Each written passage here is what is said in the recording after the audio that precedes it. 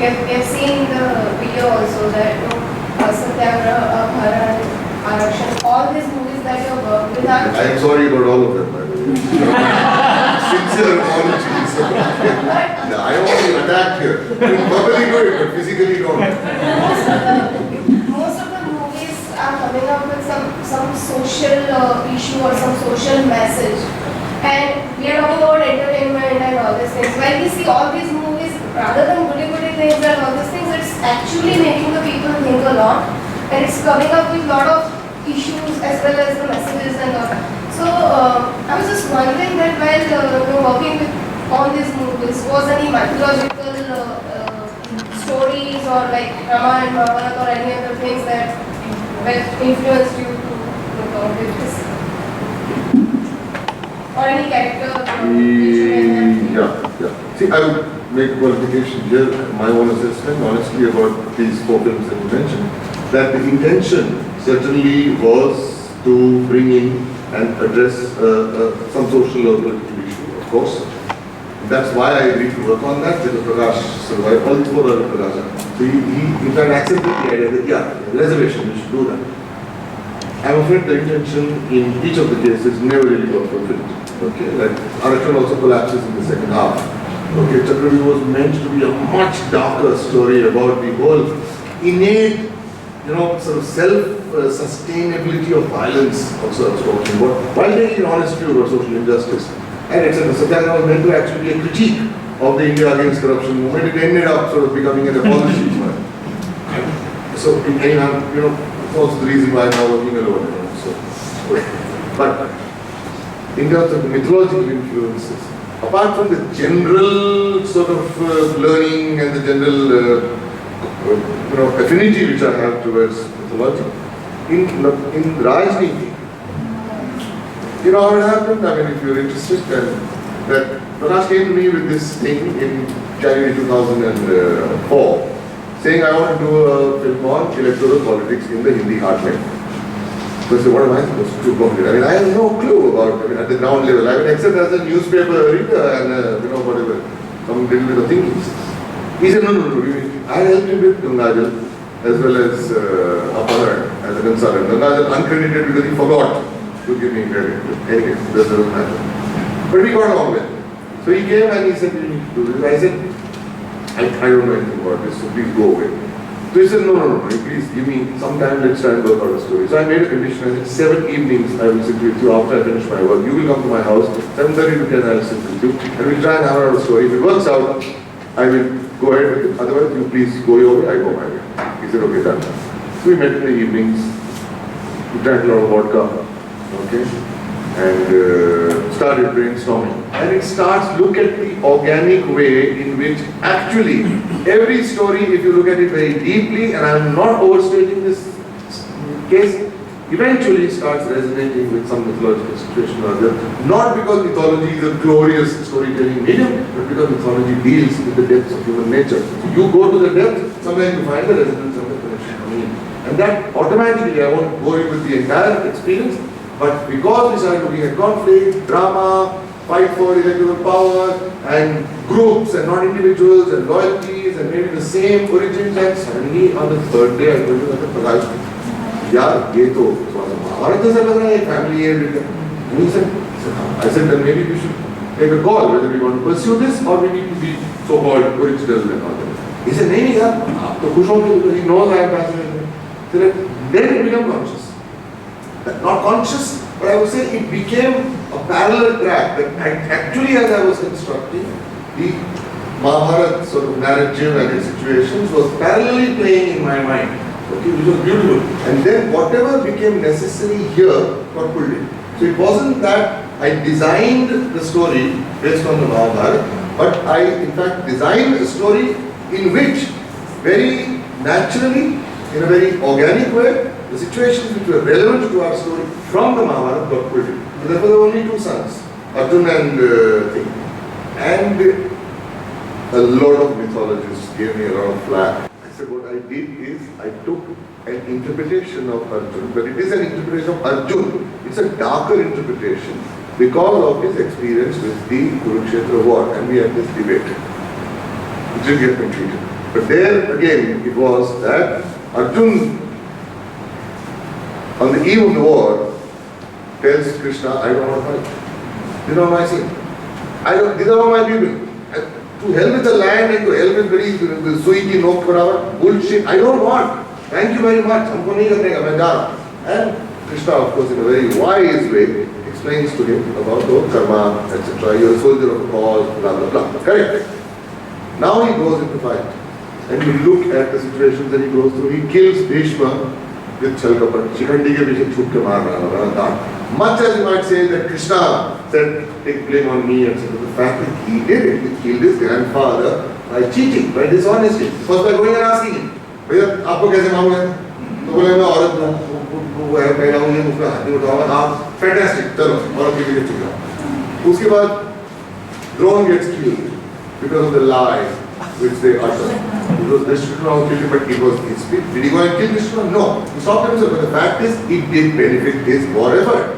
Number 3, Jayadratha. How was Jayadratha killed? Again, because of some good, wonderful, clever things that Krishna did. He would have been lost. So the Neymar Maharaj, why did Krishna have to intervene? Because he was not able to do that. Which means he would have had to kill himself. So he benefited from that cheating. And last and the worst is Karna. The Karna is down on his knees. He was pleading with him. Okay. This guy said, because that guy says, what about Abhimanyu? So you're allowing yourself to get emotionally swayed and you're destroying the rules of war. Now you tell me, and my interpretation came in here, what if Arjun had actually begun to revel in that? You get liberated from your more moral restrictions, etc. The initial euphoria sometimes of a person who newly discovers dishonesty is the one of freedom. मतलब झूठ बोल के काम कर सकता है. अरे this is damn good, yeah. This is very easy. I think I'm making a bit of a caricature in my sort of tonality. I'm looking at it very seriously. That Arjun, somewhere the darkness entered his soul, the demons were unleashed. And now I had an interpretation that Arjun didn't want to enter the war precisely because he instinctively knew. Okay, if I go into it, because he was an ambitious man. Arjun is the most ambitious character in the Mahabharata, correct? When his thumb was cut, did he go on hunger strike? No, he was all right. Okay. When the sun went down and Karna could not challenge him during the thing, he was all right. When Bhim said to Karna, get out of the contest because you are a low born, etc., he didn't have the valor to say, I want to fight him. So somewhere that ambition had also made him vulnerable, as the Gita says, your need make you vulnerable. So I'm saying that became the interpretation, which was a shift, which is what people curse. And the second thing is that the Rajniti ends on a very sour note. I mean, you don't know who to support. Who did right, who did wrong? तो तूने कौन सा अच्छा काम किया इस तरीके से काम करके तूने I mean, you destroyed so many lives. That Ranveer character, Samarpata. I mean, Katrina's life. I mean, the Hindu Draupadi, she loved you, she depended on you, played with her. But there's somewhere that so-called cause, family, etc., which was very reminiscent to me of the darkness of your character. Therefore, at the end of it, when Devdas did say, he said, Mahabharata is uplifting. I said, really? You show me any upliftment? It is very, very enriching. It gives you a deep understanding of life. It's the best story in the world. I love it. But don't tell me it's uplifting. It was a victory of good over here. Boss, I think it's much more complex than that. You know, where you finally cannot distinguish. At some point when you go to the depths of your unconscious, what for you call the id, there is no distinction. There is no morality there. There is only a desire for fulfillment. And that's what in that sense Mahabharata takes us down to in the Kurukshetra war. And that's the reality check. Sorry, it's an elaborate answer to your other simple question. Now, one question. Staying with Rajniti, which are the two mythological characters you have taken for Nana Patekar? One is obviously Krishna. It was only Krishna. People said it may even be Bhishma. Because when I saw it for the third time, I saw two different characters being played at two. No, Bhishma was another character I saw. See, because he occupied a slightly venerable position in the family, which is why the thing, but even Krishna did actually. So, see, his name is Brij Gopal. Yeah. Which was clearly, taken from, Brij and Gopal and come on. So, no, I'm sorry, I really didn't have Bhishma in my mind at all. Much as I adore Bhishma, and I also have a qualified sort of view of Bhishma's coldness. Frankly, that's why he behaves complete uneasiness with women. No, he behaves in a very cold. Krishna had a very, very uncomfortable relationship. I mean, he destroyed, he hurt all the women who came into contact with him, including, that's why the oath, correct the oath. When he takes the oath, correct him. You wouldn't have been able to deal with him. You have no idea about the femininity, And how would you compare the interpretation of Mahabharata as what you and Prakash made it and what Shashi Kapoor made it in Kaliyug? Shyam Benegal and Shashi Kapoor. I saw Kaliyug very recently, I think about a couple of years ago. I hadn't seen it earlier at all.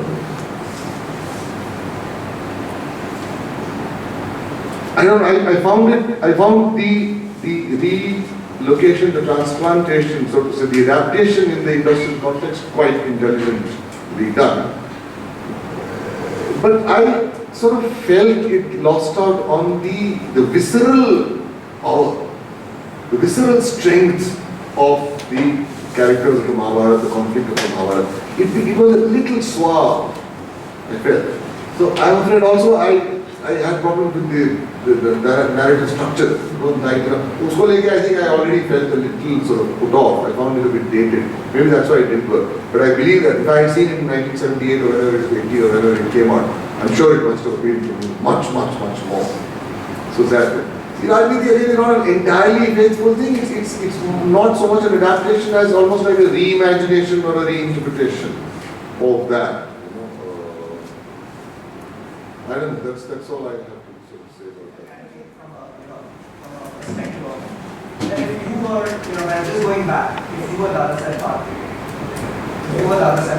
and according to you, why did he have chosen, Raja Harishchandra as the character? Because there were several mythological characters, but while the economics or kind of the other, settles balance, everything else remaining constant.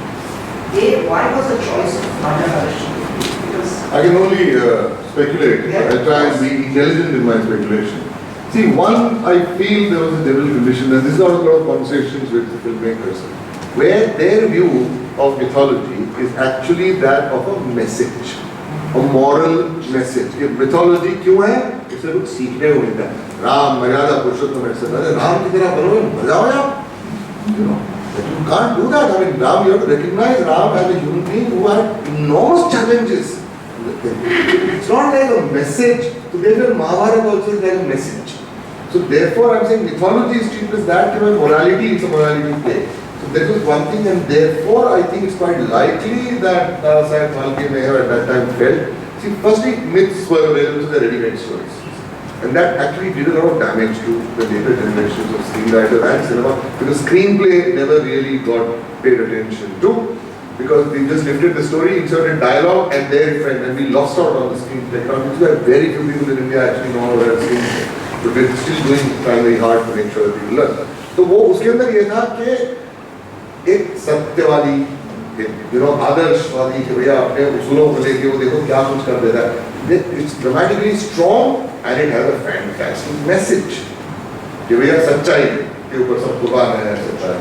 So it's quite likely that he chose it because of that. There was a certain simplicity also to it. It's a very clear drama. You stick to your Rasul, one by one you give up those things, eventually they come back to you because you win. Actually, it's a moral win. It's a very, very simply structured narrative, which at that time I think appealed to him.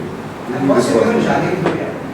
Because that also has a set of Mahabharata characters.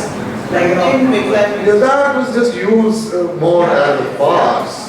But I can say your view on, in terms of using it. Oh no, beautifully. Very, very cleverly done. Humor was fantastic. Can't stop laughing. I will have a cult film. So in the end also, Shan, Garadari, Bhim, and Shan, and Draupadi, and Mujhe Chahiye, oh man, riot. Kundan was, seldom has a better comedy come out of India than that.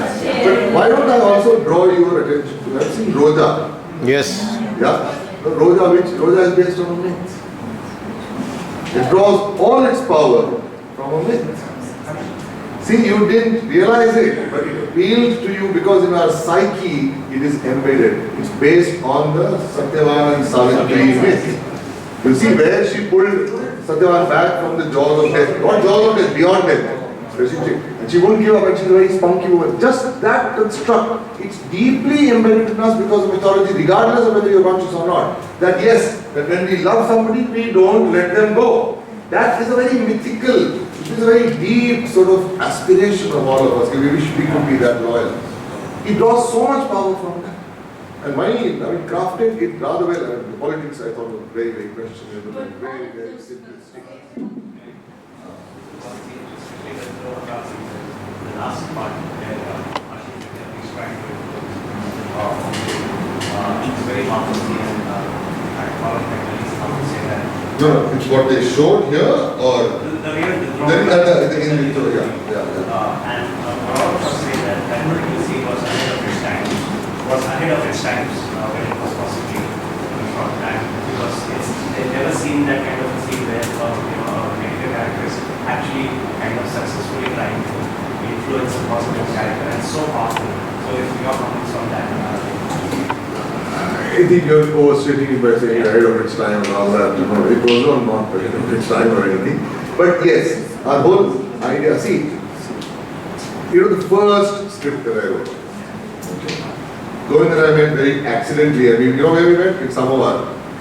You know what? Yesterday Govind called me and he said, we keep reading that Amit and Daya, Bachchan and his wife, met there, so many people have such nostalgia about it. He says, you remember where we met? We met someone. So he said, before it shuts down, why don't we go once, just out of sentiment, to relive our first meeting. So okay, now I'm going with it. And this person who introduced us there. So Govind had this thing about the whole terror. The story was more or less what is there. We bumped into each other in summer. Okay, we started talking. And I was not a scriptwriter at that time, but I got interested. And we realized that we were talking in similar ways. And because we had, then later, much later, we realized that that's because we had just read the same book. So it was very much in our minds, called Life of Silence. Very, very good book. So he gave me the script. Now there what happened is, coming to what you were saying, is that I approached it psychologically. So the script didn't work, which is why he asked me to sort of rewrite it. Because the main character was just too perfect. I said, a person like this who's so competent and intellectually so strong that he cracks people, just by words. I said, he won't crack so easily. You don't say family pressure, etc. Boss, he's a cop man. He's imagined this nightmare 1,000 times and he's ready for it psychologically. What else cracks him? So I turned him into a flawed character who had certain basic fault lines inside of him. And as a result of which, I said, let's turn it around, where what he thought he was very good at and competent with, बिना हाथ लगाए सामने वाले को crack कर देना, सामने वाला उसको crack कर देना. The person opposite turns out to be intellectually much stronger and much superior. Govind told me that I had Ada because he told me, yaar, Anjum, he's a villain. I said, but he's a formidable villain. The person who's an intellectual terrorist, he's not a Lallu Panju, he's not Sadaji Amrapurkar or somebody who's bombastic. He's very, very careful and he's very strong. And suddenly Ompuri finds himself in shit. I have opened my cards that this guy is not strong. Now what do? So it was that because of my psycho upbringing, that I said we need to look at some psychological play. It is going like the idea. So that's why you guys. Yeah. In the sense, just final. What is the possibility of Indian cinema when it comes to right now when we look at mythology? In cinema or whether we just fixated with Ramayana and Mahabharata. Why has there not been an exploration, a deep exploration into our tradition and go deep or find this? You're brimming with stories, and that's what we have learned in this class over here. And why has that not been happening? And to add to it, my question is saying, if the Hollywood makes some on Greek mythology or the audience or as a filmmaker, we accept it. But no Indian cinema maker explore this area as an Indian mythology. Is the audience are not ready to accept? No, I like to see audience at all. I will take you to the lady's comment that when in Hollywood, still because of the narrative finesse and the narrative caliber which is developed in terms of the screen craft, there is a certain level at which they pitch it, they mount it, they play it out. Not that it always works. So it does sort of, it becomes very appealing, very attractive. Here, firstly, we don't have the budgets and the resources to be able to mount it in that way, because you do require a Titanic sort of, presentation. Secondly, is that we turn it into a very simplistic thing. Okay, we dumb it down. And we try again with morality play, and earlier there used to be bombastic dialogue and stuff. There are Mahabharats have been made, Ramayana has also been made. Try watching that. If you complete the film, I'll give you a medal. The earlier versions of the Ramayana and the Mahabharata. So what we do is we also dump it down. It's very tacky in its thing. And we try to replicate it. It's cinema. You need to be able to adapt it to this medium and to this kind of rhythm. You can't merely lift chunks and put them in here. It's a very clumsy kind of formulation of that. And as far as exploration is concerned, I'm sorry to say this, but there's also a lot of laziness, intellectual laziness, which is responsible for it, which is going away. You will see good times coming into Indian cinema, take my word for it, in the next 5 to 10 years, because a crop of very bright young people are coming in. And it's not only independent cinema, even mainstream cinema. They will come in and they will do good work. I deal with students and young people all the time. But until then, to take material from a literary or an existing source was considered a big, arduous, daunting task. Lokal के बाद कच्चे धागे, गुलाम and कच्चे धागे came my way and so those were bad times. I didn't know how to write, but I got a lot of offers. So इसके अंदर ये हुआ कि I in fact had located a book which was copyright free, so you didn't have to pay for that.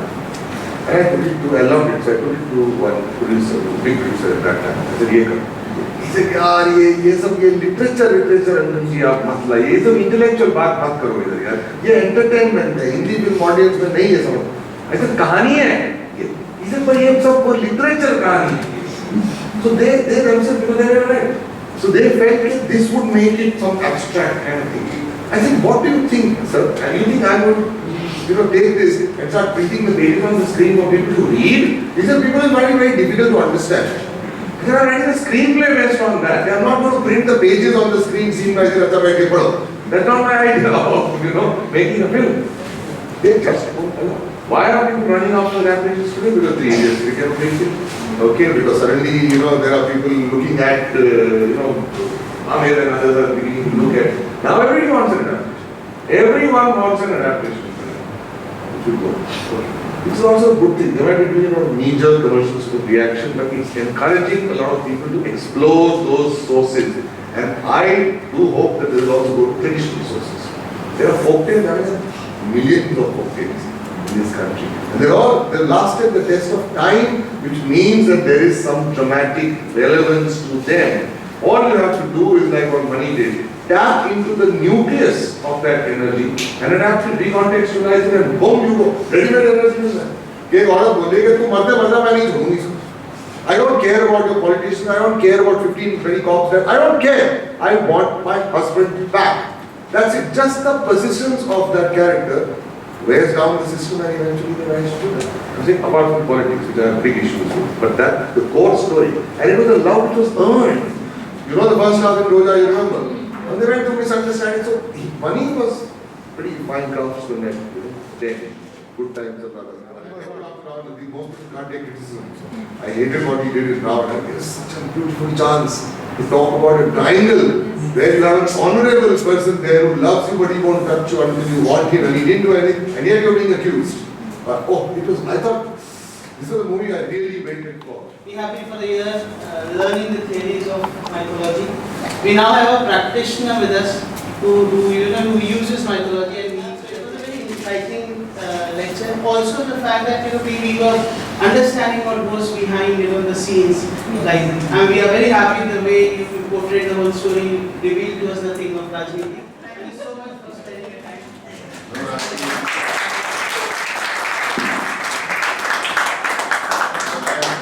We have such little time. There was so much more that I didn't even come to my questions. There was a lot which I wanted to also share with you. But if you would, I would love to come. And if any of you would like to remain in touch, I can put down my email and everything. And if it's possible, all of us would like to attend your lectures or seminars and see your workshops anywhere? I'll share my email ID. Sure. Akhilesh has it, and hopefully this will bring him back to class. It is Just ended the first one, don't feel left. Yeah, now he's Sunil has my same. email ID. So I can get some, we can be in touch. And if there's an opportunity to meet again, I'd like to, and those of you who would like to perhaps come for any of the things which I do, classes or workshops, etc., to let me know, and I'll tell you what I do. So based on that, you can choose. And if you want to attend my classes within the course also, you're welcome, you can come as my guest. But otherwise, I also do 5-day intensive screenwriting workshops, which are essentially meant to train initially at least the aspiring and new screenwriters. And whatever guests, people whose work you admire, people like Vishal, Sri Ram Raghavan, Vaibhav Mirge, Hitesh Batra from Lunchbox. I'm doing one at the end of April. So anybody who's interested and you can spare 5 days, welcome. Yeah, so write to me. Thank you.